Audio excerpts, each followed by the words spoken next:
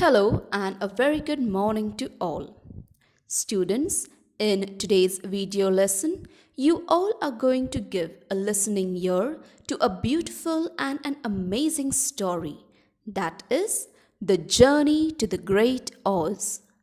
Well, children, I am also aware that many of you must have heard this story in your primary classes.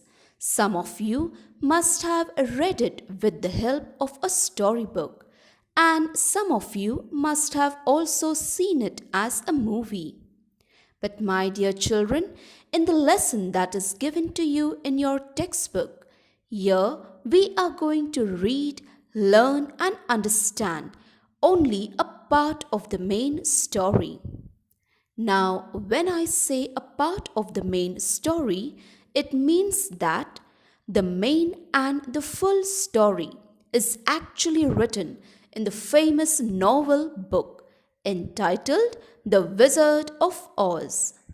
Next, the novel book Wizard of Oz was written by layman Frank Baum.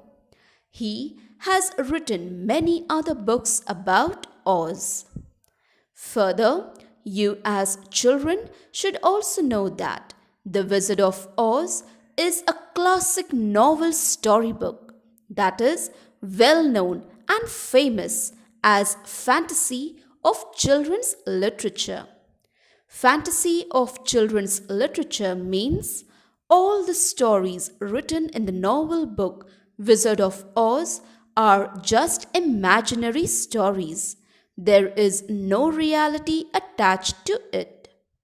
So, Glorians, if you wish to know the main story, then you need to read the novel storybook that is The Wizard of Oz.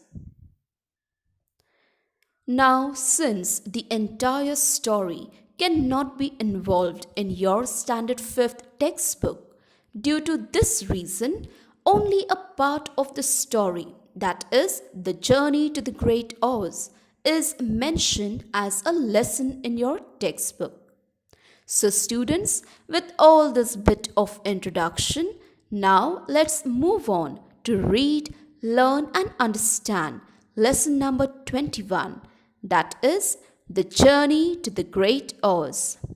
I request all of you to kindly refer to page number 52 of your textbook and follow the reading and explanation of this lesson.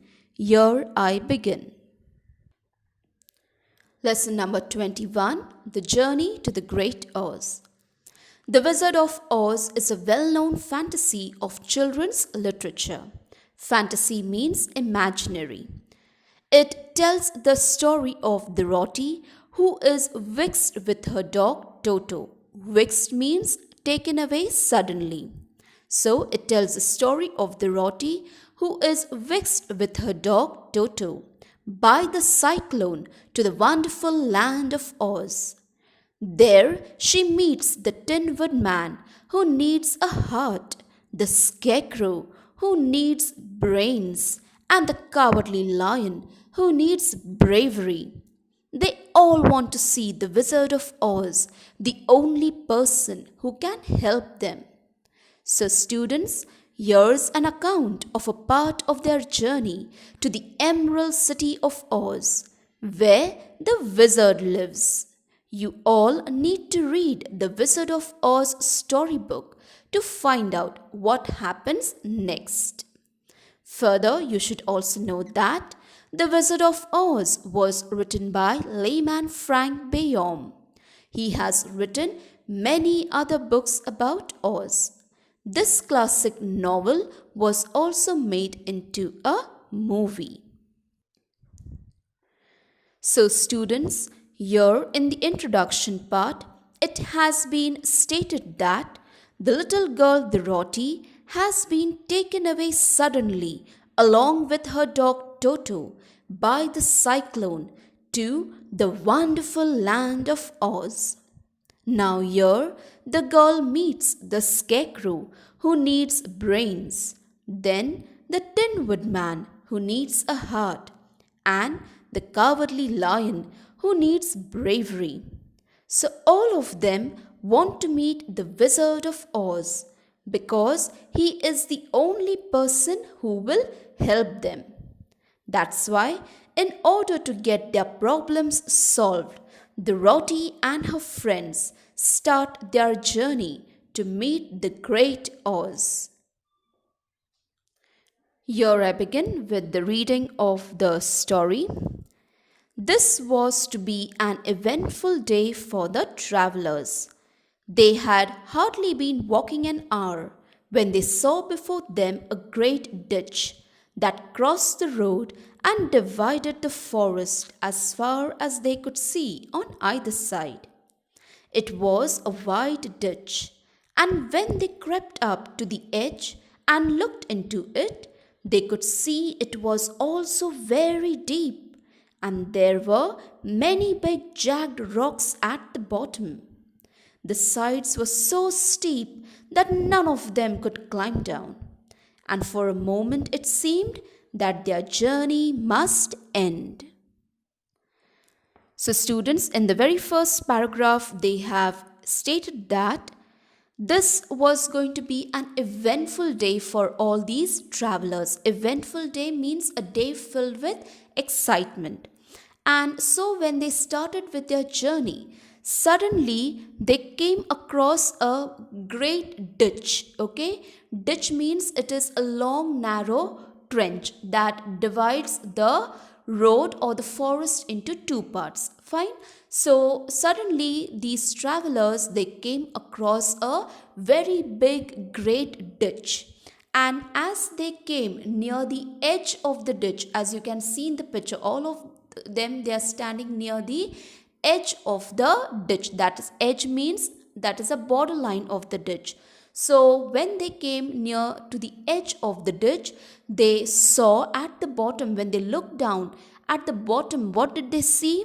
That there were many big jagged rocks. Jagged rocks means big, sharp and pointed rocks that were lying below the ditch. Okay.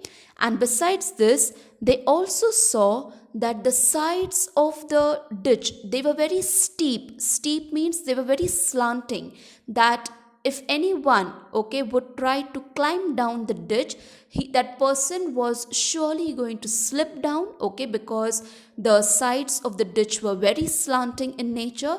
And so if the person would slip, what would happen? That person would fall down and, get some injury or hurt upon the jagged rocks that were lying below. So when the travelers, they thought that this particular, at the bottom, of the ditch, there are only big jagged rocks lying, and the sides of the ditch are also very steep. When they saw these two problems, okay, that were describing the ditch over there, so what did they all think in their mind? That their journey should come to an end, because there was no other way that they were trying to see over here, because of the pointed rocks at the bottom and the the sides of the ditch being very steep in nature. So because of these two things, all of them just thought in their mind that the journey must end over here. Now let's continue with the further part of the reading. "What shall we do?" asked Dorothy despairingly. Despairingly means without any hope. Dorothy asked, she asked to all her friends that what are we going to do now? Because there's a very big problem in front of us, and the problem is the great wide ditch that is lying in front of them. Then we continue further. "I haven't the faintest idea," said the Tin Woodman. So even the Tin Woodman, he replied back saying that even I cannot think of any good idea of how to get this problem solved that is lying in front of us.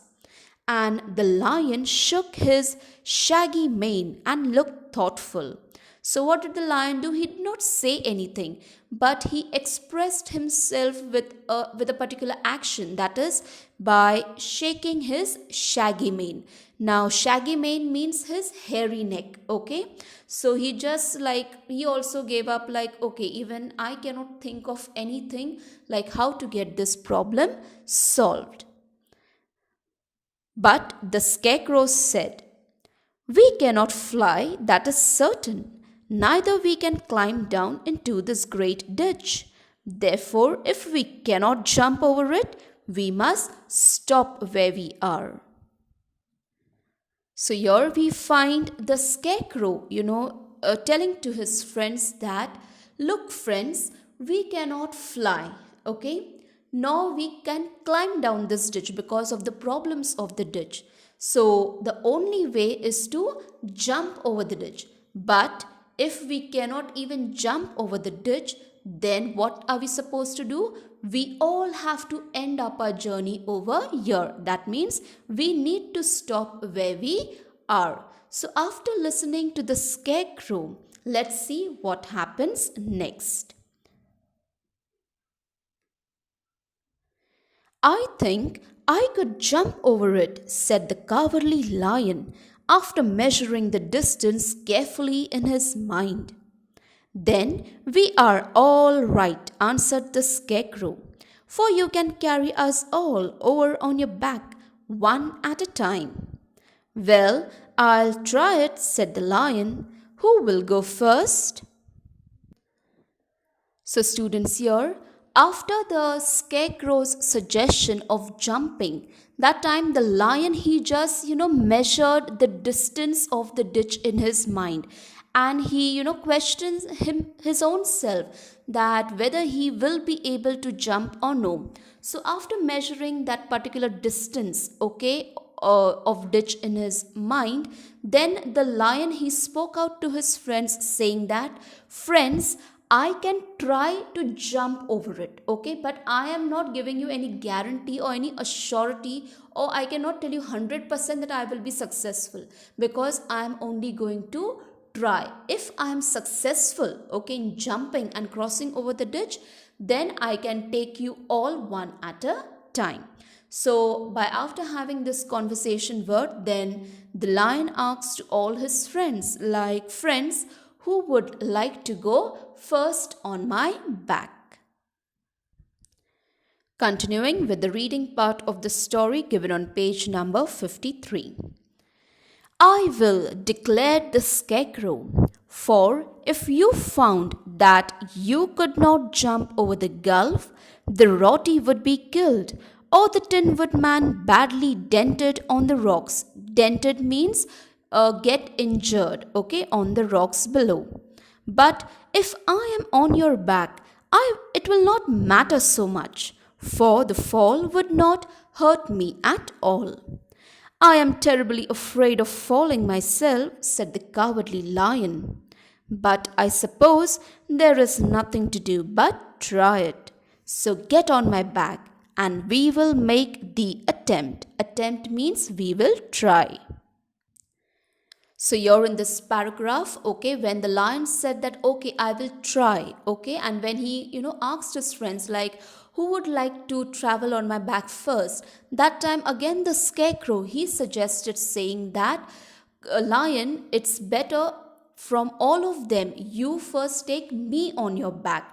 Then he also justified that if you take me on a back, that is, the scarecrow said, "If you take me on the back, and if when you try to jump, and if in that jump if you are unsuccessful, okay, what will happen is that you will get injured, okay, but what will happen to me, I may not get injured that much, because I am just made of hay, okay, so I will not get that much of hurt. But if you jump with the roti on your back the very first time, and if you are unsuccessful, then what will happen to the roti and a dog? They may die, because they will bang down upon the sharp pointed rocks and they may have to lose their life." Besides that, he also said to the cowardly lion, "If you travel with the Tin Woodman who is there on your back, Then what would happen if you're unsuccessful, then what will happen? The Tin Woodman, since he is made of metal, and when metals fall from a very big, great height, what will happen to them? When the Tin Woodman will bang on the rocks over there, he will get dented. Dented means he might get injured. Many parts of his body will get injured because he is made of metal. So by saying all this thing, the Scarecrow, he suggested that from all of you, let me, sit on the lion's back and let me travel first. Okay, if the lion is successful, then you all come one after the other. Then after listening to this, the Cowardly Lion also said that yes, I am terribly afraid, of, jumping, but we have no other option but just to try. Okay, so with that little courage in his heart, the Cowardly Lion said that, okay, Scarecrow, you sit on my back, we will surely give it a try. Okay, now continuing with the reading.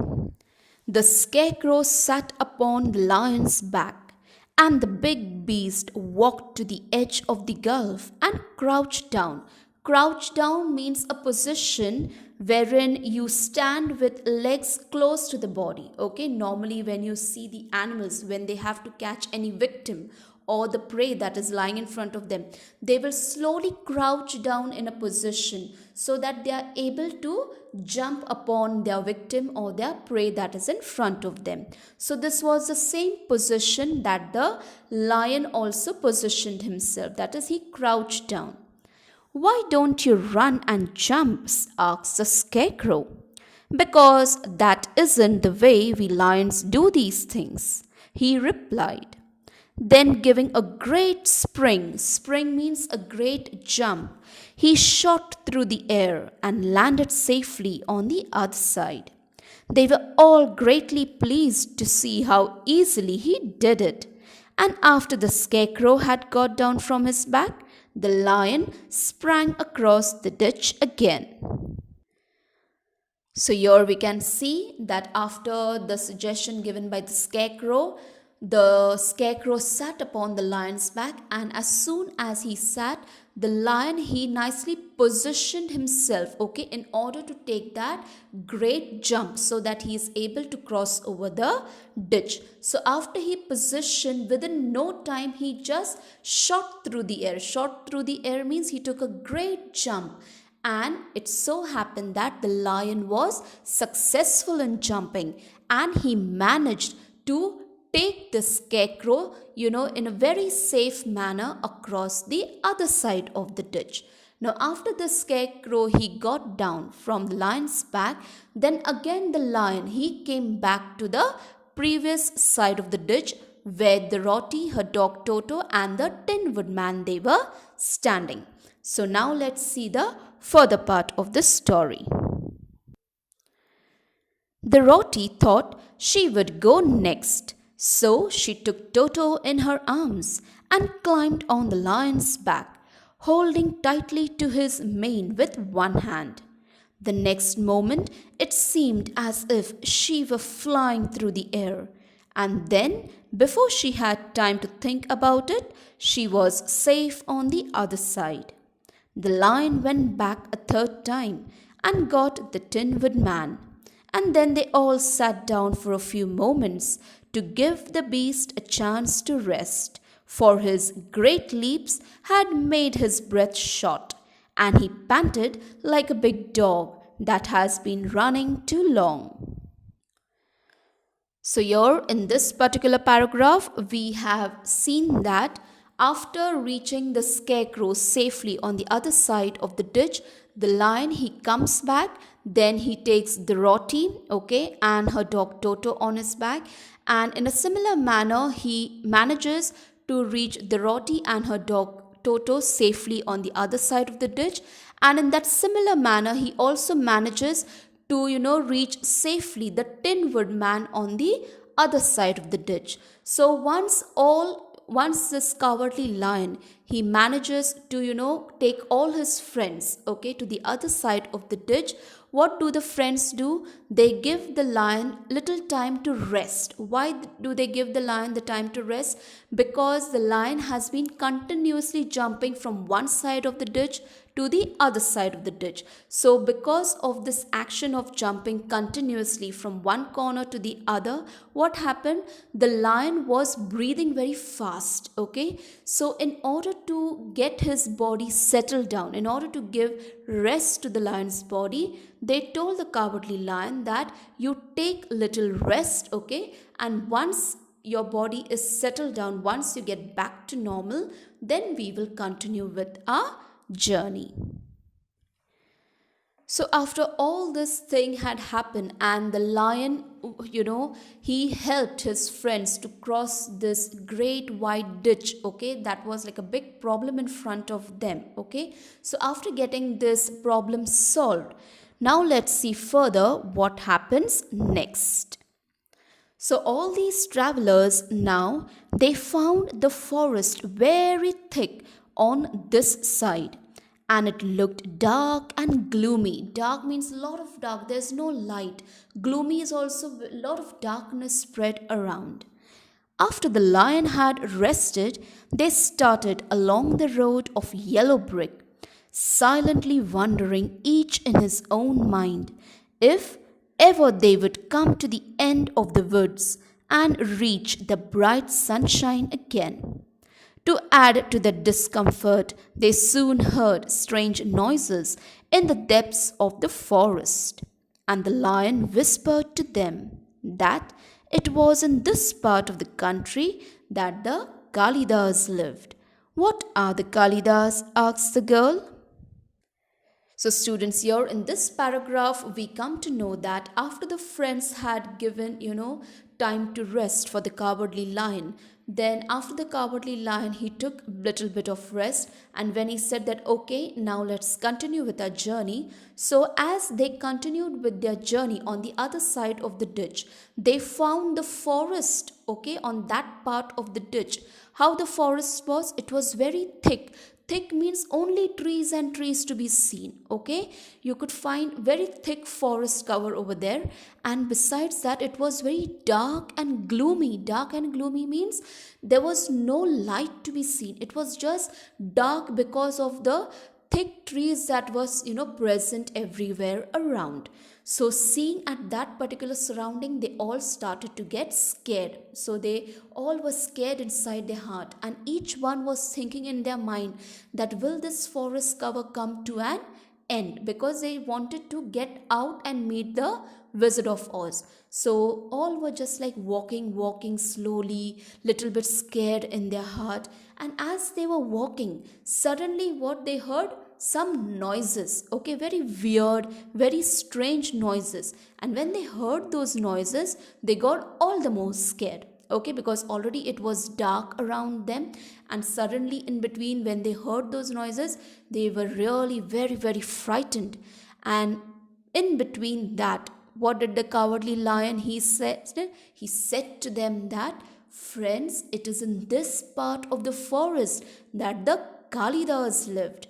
Now when Cowardly Lion, he said this, that the Kalidas lived, that time Dorothy, she questioned the lion back, that lion, who are these Kalidas? So here the lion replied to them back, saying, they are monstrous beasts with bodies like bears and heads like tigers, replied the lion, and with claws so long and sharp that they would tear me into two as easily as I could kill Toto. I am terribly afraid of the Kalidas. I am not surprised that you are, returned the Roti. They must be dreadful beasts. So students, here in this paragraph, we find that the Cowardly Lion, he describes the Kalidas to his friends. Okay, he tells them that Kalidas are actually monstrous and very dangerous looking animal. And why he calls them dangerous? Because they have head like the tigers and they have body like the bears, like the one you can see in the picture. And besides that, they are dangerous because their claws, they are very sharp. Claws means their nails are so long and sharp that they can tear an animal, a lion like me, into just two parts very easily. So when the Cowardly Lion describes the Kalidas in such a manner, he tells the friends that if any Kalidas comes, okay, in our way, then we all are going to die. Because why? These are very dangerous looking animals that will just tear each one of us into two parts, okay, in a manner that I will tear Toto into two parts. Because he tells him, he just gives them an example. As a lion, I am able to tear Toto just in very easy manner within 2 seconds into two body parts over there. So why? Because I have that energy and that power. But if you see in this particular story, the lion is unable to do. Why? Because he is shown over here in this story as a cowardly lion. Cowardly lion means the one who is always scared. And normally in reality, we know that the lion is called as king of the jungle, and he's really very brave, courageous, very wild, and very dangerous. Okay. But now, since we are in a story mode, let us try and understand that the Cowardly Lion, when he describes to his friends that so and so is the nature of the Kalidas, that time the Roti, what does she replies back to the lion, saying that I'm not surprised that you are scared of the Kalidas, because already you are a scared lion only. So even if Kalidas come in front of you, we are all sure that you are going to get scared of them. Okay. So this is how she replies back to the lion after the lion describes to all his friends the description of the Kalidas. So students, with this we come to the end of our today's video. Okay, we have not completed the story. So we will complete the remaining part of the story in our next video lesson. Till then, I take a leave from here. It is a request to all of you to please read the lesson for yourself, okay? And the meanings, okay, which I was explaining to you in between, see that you write it in your textbook. At the end of the video also, I'll be displaying a slide wherein you can come across certain words of meaning over there. But if you find that, okay, Miss has not explained to me, maybe in my explanation I might have forgotten. So what you can do is you can please refer to a dictionary, and you can write down the meaning word over there if I have missed out any over here while my explanation was going on. So once again, kindly read, okay, the particular lesson till where I have read it for you. Try to understand it for yourself, okay, and also complete the work that is given to you in the assignment section. We will continue with this same story in our next class. Thank you so much.